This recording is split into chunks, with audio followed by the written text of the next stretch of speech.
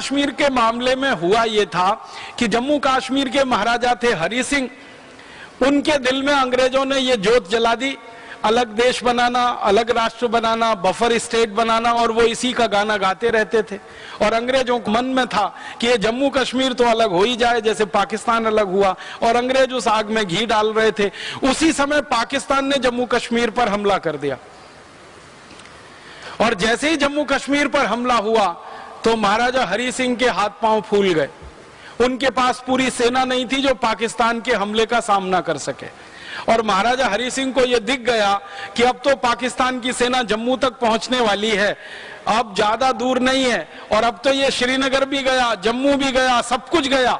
तो उनके दिल में था कि एक स्वतंत्र राष्ट्र बनेगा, अब तो लगा कि ये पाकिस्तानी राष्ट्र बन जाएगा।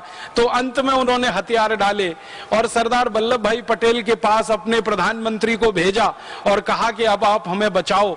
तो सरदार वल्लभ भाई पटेल ने मुस्कुराते हुए कहा कि हम क्यों बचाएं आपको, क्यों बचाएं? जम्मू कश्मीर तो भारत का अंग है नहीं, और आप तो कहते हो कि हम स्वतंत्र देश बनाएंगे, तो अपना स्वतंत्र देश बना लो, हम आपको क्यों बचाएं? तो जो प्रधानमंत्री था महाराजा हरि सिंह का बहुत होशियार, बहुत चतुर व्यक्ति था, उसने कहा कि इस समय बहस करने का समय नहीं है, बाद में हम तय कर लेंगे, लेकिन ये पाकिस्तानियों से तो हमें बचाना है अपने राज्य को। तो सरदार पटेल ने कहा कि मैं मेरी सेना भेज सकता हूं और पाकिस्तानियों को हमारी सेना गाजर मूली की तरह से काट देगी, लेकिन एक शर्त है। तो शर्त क्या है? शर्त यह है कि आप बिना किसी शर्त के भारत में मिलने का फैसला करो और ऐलान करो कि भारत में आपका पूरा राज्य का विलय होगा।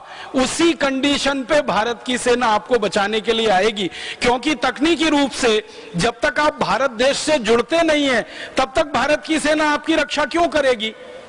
क्योंकि भारत की सेना तो भारत की सीमाओं की रक्षा करने के लिए है, और जम्मू कश्मीर चूंकि भारत का अंग नहीं बन पा रहा है और आपने ऐलान कर दिया है कि इसको स्वतंत्र देश बनाना है, तो हम आपकी रक्षा तो नहीं कर पाएंगे। तो प्रधानमंत्री भागा भागा वापस गया महाराजा हरि सिंह के पास और कहा कि सरदार पटेल ने तो ना कह दिया, सेना तो नहीं आएगी, जब तक हम भारत में विलय के दस्तावेजों पे हस्ताक्षर नहीं करते, भारत के साथ विलय के संधि पत्र पर हम हस्ताक्षर नहीं करते, तब तक भारत की सेना नहीं आएगी और हम तो अब मारे जाएंगे। और उस समय पाकिस्तानी सेना श्रीनगर के बिल्कुल नजदीक में थी, हमला करते हुए वो आगे बढ़ रहे थे। कबायली लोग पाकिस्तानी सेना में भरपूर मदद कर रहे थे।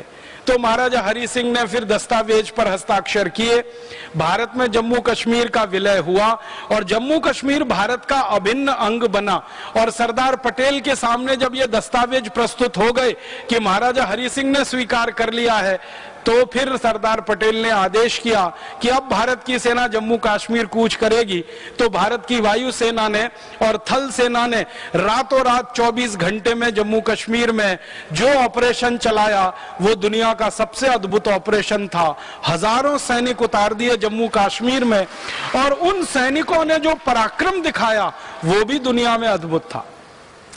आप कल्पना कर सकते हैं, श्रीनगर तक पाकिस्तान की सेना पहुंच चुकी हो, आप सोचो कहां तक आ गई सेना, वहां तक पाकिस्तान की सेना पहुंच चुकी हो, तब भारत की सेना ने एंट्री की थी, प्रवेश किया था, और प्रवेश करते करते गाजर मूली की तरह से पाकिस्तानियों को काट दिया था। और पाकिस्तानी फिर उल्टे पैर भागे वहां से, और भागते भागते भारत की सेना ने जब उनका पीछा किया तो पाकिस्तानी सीमा तक भारत की सेना पहुंच गई, और पाकिस्तानी सीमा का एक बड़ा हिस्सा भारत की सेना के कब्जे में आ गया। और भारत की सेना के कब्जे में आ गया तब भारत के सैनिक इतने उत्साह से भरे हुए थे, इतने जोश से भरे हुए थे कि भारत के प्रधानमंत्री को वो बार बार कह रहे थे कि आप कुछ करना मत, बस थोड़ी मोहलत और दे दो, लाहौर और कराची अब हमारे हाथ में आने वाला है, ये ज्यादा दूर नहीं है। लेकिन उसी समय फिर हमसे एक भूल हो गई, और उस भूल की चर्चा मुझे करनी है। वो भूल क्या हो गई? भारत के प्रधानमंत्री ने भारत के गृह मंत्री को बिना पूछे अपनी तरफ से युद्ध विराम की घोषणा कर दी। युद्ध विराम का नियम है कि जब युद्ध विराम की घोषणा की जाती है तो कैबिनेट की मीटिंग बुलानी पड़ती है और उस मीटिंग में बात रखनी पड़ती है और पूरी कैबिनेट उस पर सही माने, और मंत्रिमंडल का सबका हाँ हो जाए तब प्रधानमंत्री उसकी घोषणा कर सकता है। लेकिन प्रधानमंत्री महोदय ने ना तो कैबिनेट की मीटिंग बुलाई, ना उनकी सहमति ली, उन्होंने अपने मन से घोषणा कर दी। और वो घोषणा भी उन्होंने ऐसे नहीं कि लोगों के सामने, रेडियो पे जाके कर दी। दिल्ली का ऑल इंडिया रेडियो स्टेशन है, वहां गए और जाकर घोषणा कर दी और अपनी तरफ से दुनिया भर को यह कह दिया कि हम संयुक्त राष्ट्र संघ की मध्यस्थता में इस जम्मू कश्मीर के मामले को हल करेंगे। माने संयुक्त राष्ट्र महासंघ आए और हमारे और पाकिस्तान के बीच में चौधरी बनकर बैठे और इसका फैसला वो ये करे कि जम्मू कश्मीर भारत में रहेगा कि पाकिस्तान में रहेगा। जब पहले से ही जम्मू कश्मीर के महाराजा ने ये बोल दिया था, हस्ताक्षर कर दिए थे, दस्तावेज उसके मौजूद हैं कि वो तो भारत में विलय कर चुके हैं, तो भारत के प्रधानमंत्री को यह कहने का कोई बात नहीं बनती कि भारत के और पाकिस्तान के बीच में जम्मू कश्मीर को हम एक डिस्प्यूटेड एरिया मानते हैं, विवादित क्षेत्र मानते हैं और इसका फैसला संयुक्त राष्ट्र महासंघ में होगा। बस वहीं से ये एक छोटा सा बयान हमारे गले की फांस बन गया और हड्डी बन गया।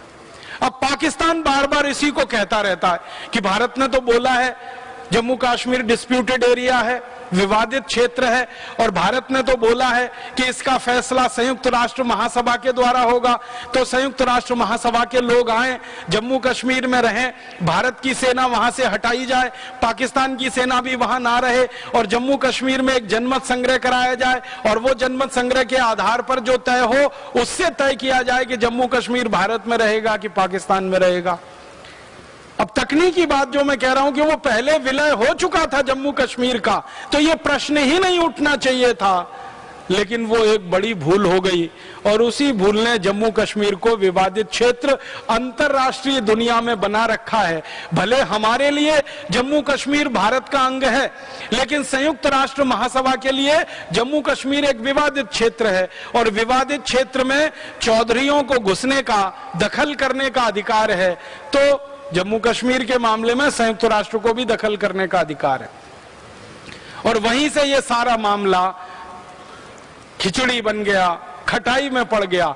अच्छा खासा पूरा जम्मू कश्मीर वहां के महाराजा ने दस्तावेजों पर हस्ताक्षर करके भारत के साथ विलय कराया, लेकिन प्रधानमंत्री महोदय के एक छोटे से बयान ने सारे मामले को बिगाड़ दिया।